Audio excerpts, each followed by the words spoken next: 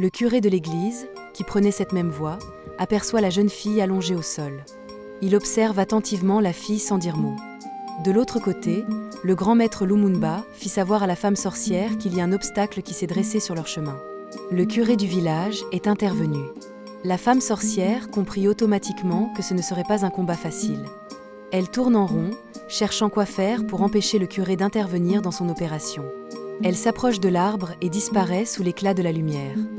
De l'autre côté, le curé observe la fille se rabaisser et voulait toucher la jeune fille avec la Bible quand, soudain, la femme sorcière intervient, l'attrape par la main et l'observe froidement. Son regard montre à quel point elle n'est pas du tout d'accord avec ce que le curé s'apprêtait à faire. « Qui es-tu pour intervenir dans mes affaires ? Mêle-toi de ceux qui te regardent. » Le curé tourne la tête, observe encore la fille et remarque que son corps est encore récupérable.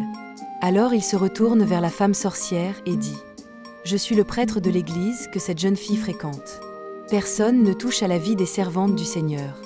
Tu as touché la mauvaise cible. Tu as réussi à avoir la mère, et maintenant c'est la fille que tu veux encore prendre. Mon Dieu ne te laissera pas faire. Cette fille que tu appelles ta servante est la fille, l'enfant de ma sœur. C'est ma propriété et j'ai le droit de faire tout ce que je veux d'elle. Vous n'êtes pas de la famille, donc mêle-toi de ceux qui te regardent. Ne touche pas à mon business. Je profite de cette occasion pour dire à toi, qui me suis actuellement, que tu ne seras jamais l'outil d'une sorcière, tu ne seras jamais le business de quelqu'un, tu ne seras jamais le sacrifice de fin d'année de quelqu'un. Sur ce, je déclare sur ta vie, Père Tout-Puissant, Dieu vivant. En cet instant précis, je me tiens devant toi pour tous ceux qui me suivent et m'écoutent maintenant. Je place leur vie, leur famille, leurs origines et leur destinée sous ton autorité suprême.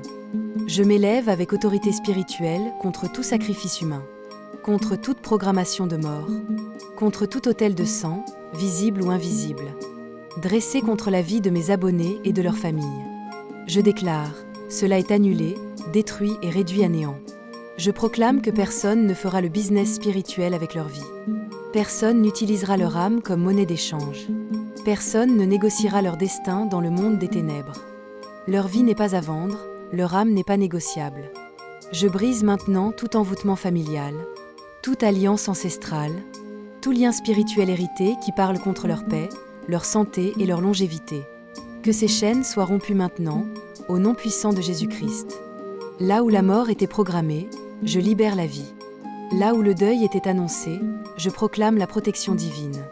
Aucun cercueil ne les attend, aucune tombe ne portera leur nom, aucune fin d'année ne se terminera dans les larmes.